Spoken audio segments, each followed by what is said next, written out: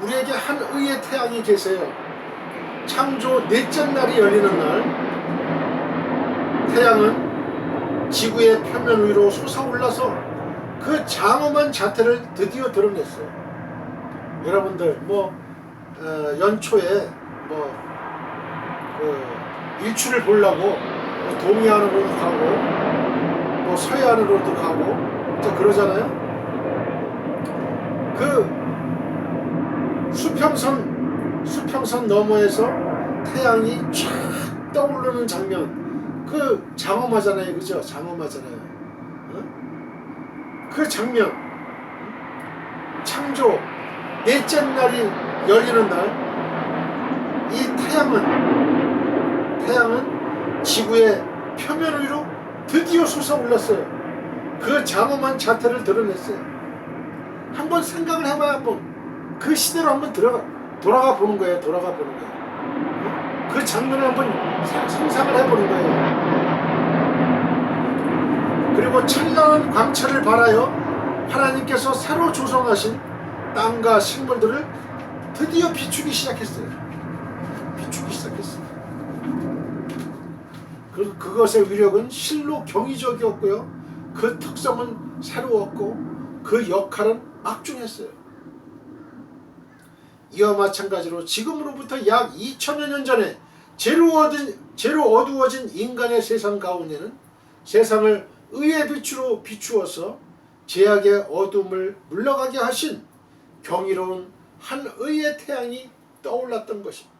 그가 누구입니까? 그가 바로 우리 주 예수 그리스도이십니다.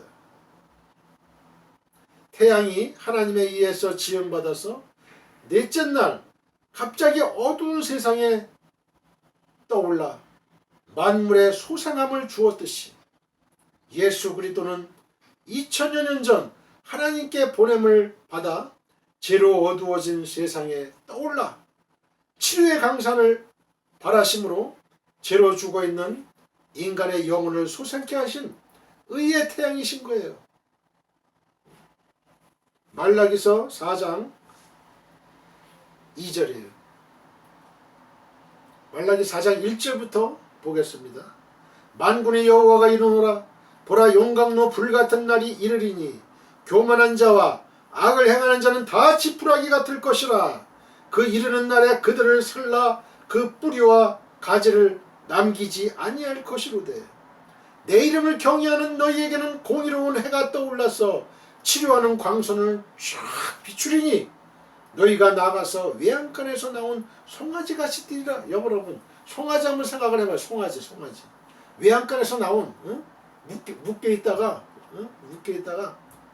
외양간에 묶여 있다가 외양간에서 나온 송아지는 막 천방지축 막 뛰죠. 그죠? 내 이름을 경외하는 너희에게는 공의로운 해가 떠올라서 치료하는 광선을 비추리니. 이 시간에 하나님의 치료하는 광선이 여러분에게 들어가시길 바랍니다.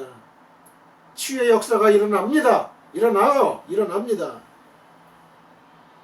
또 너희가 악인을 밟을 것이니 그들이 내가 정한 날에 너희 발바닥 밑에 재와 같으리라. 만군의 여호와의 말이니라. 치료의 강선이 여러분에게 비추면 바로 그 빛을 받아들이는 순간, 믿는 순간 여러분의 병은 다 나아요. 암병도 다 나아요. 암병, 에이즈, 치매, 불면증, 우울증, 희귀병, 혈액암, 백혈병, 신장암. 여러분들 어떤 병이든지 치료의 강선이 쫙 비추는 거예요. 비추고 계세요. 지금 이 말씀을 통해서 비추고 있어요. 여러분, 죽은 지 4일 된 나사로도 살리셨는데요. 나사로도 살리시나요? 그리고 이미 뼈다귀만 남은 그 에스겔의 그 골짜기에 그 마른 뼈들도 살리시잖아요. 하나님의 입김이, 하나님의 생기가 들어가면 다 살아나는 거예요. 다 살아나. 그는 자연계의 태양이, 예수님은요, 자연계의 태양이 태양계의 중심인 것처럼 계시된 진리와 종교에 생명을 주는 중심이 되셨습니다. 그는 태양이 스스로 빛을 발해서 세상을 비추는 것처럼 그 자신으로부터 스스로 빛을 발해서 인간에게 비추셨어요.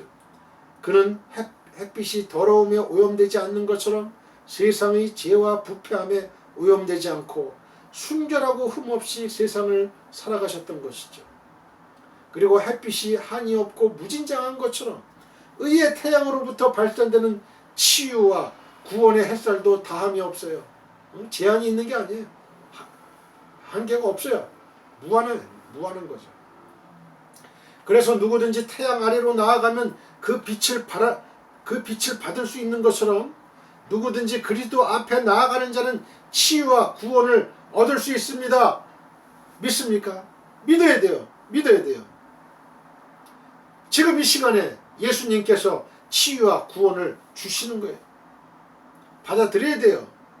참으로 그리스도는 어두운 세상을 밝히고 죄로 죽어있는 인간의 심령에 생명의 빛을 비추기 위해 이 세상에 떠올라 찬연히 빛나는 의의 태양이십니다. 우리는 이 의의 태양 아래로 나아가야 돼요. 그리할 때 태양 아래에 있는 생물들이 따사로운 햇빛을 받아서 생명과 활력을 얻듯이 우리 또한 의의 태양이신 그리스도로부터 발산되는 의의 햇살에 따뜻한 감화를 받아서 생명력을 얻고 역동적인 삶을 살게 될 것입니다. 할렐루야. 사랑하는 성도 여러분, 우리 모두 의의 태양이신 그리스도 아래 온전히 거해서 그의 의의 햇살을 받으며 사시기를 간절히 축원드립니다. 할렐루야. 이사야 9장 2절 흑암에 행하던 백성이 큰 빛을 보고 사망의 그늘진 땅에 거주하던 자에게 빛이 비치도다. 사망의 그늘진 땅에 거주하던 자에게 빛이 비치도다. 요한복음 1장 4절 그 안에 생명이 있었으니 이 생명은 사람들의 빛이라. 요한복음 8장 12절 예수께서 또 말씀하여 이르시되 나는 세상의 빛이니 나를 따르는 자는 어둠에 다니지 아니하고 생명의 빛을 얻으리라. 생명의 빛을 얻는데요. 생명의 빛을.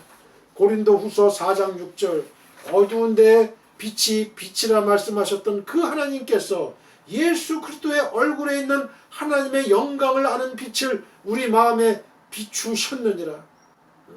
예수 그리스도의 얼굴에 있는 하나님의 영광을 아는 빛을 우리 마음에 비추셨다는 거야. 우리 마음에 비추셨다. 자기 의를 자랑하지 말아야 됩니다. 하나님은 창조 넷째 날에 하늘의 궁창에 두 큰 광명을 만드셨죠. 이 중에서 보다 큰 광명은 태양이고 보다 작은 광명은 달이에요. 그런데 여기서 우리가 주목할 사실은 이 태양은요 스스로 빛을 발할 수 있는 존재로 지음을 받은 반면에 달은 스스로는 빛을 발할 수 없는 존재로 지음 받았다는 사실이에요. 즉 달은 비록 광명으로 지음을 받았지만 스스로는 빛을 발하지 못하고 오직 태양빛을 반사하여 빛을 발할 수 있을 뿐이에요. 그러므로 달은 태양 앞에서 빛을 발한다고 자랑할 수 있겠어요? 없겠어요? 달이 태양 앞에서 나 빛을 발한다고 말할 수 있겠어요? 없겠어요?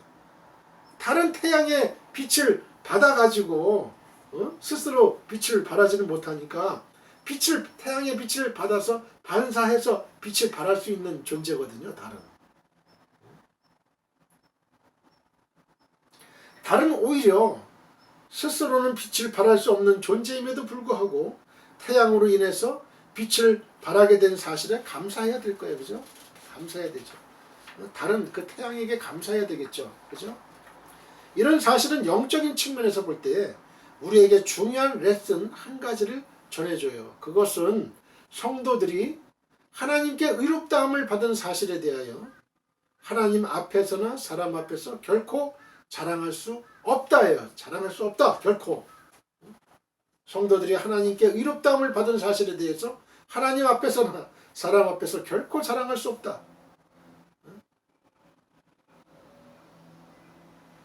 하나님이 의롭다 칭해 주신 거예요. 의롭다 칭해 주신 거예요. 우리가 의로운 존재는 아니거든요.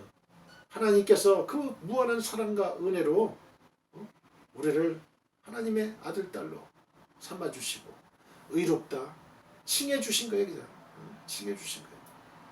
우리가 죄에 안 지은 사람이 어디 있어요? 십계명 이걸 딱 십계명의 자를 딱 들이대면은 어느 누구도 거기에 걸리지 않는 사람이 없어. 그러나 예수 그리스도의 십자가의 보혈로 다 감춰주신 거죠. 다 감춰주신 거예요. 그래서 너희는 죄 없다, 의인이다 하고 칭해주시는 거예요. 불러주시는 거예요. 그러니까 우리는 자랑할 게 없어요. 하나님 앞에서.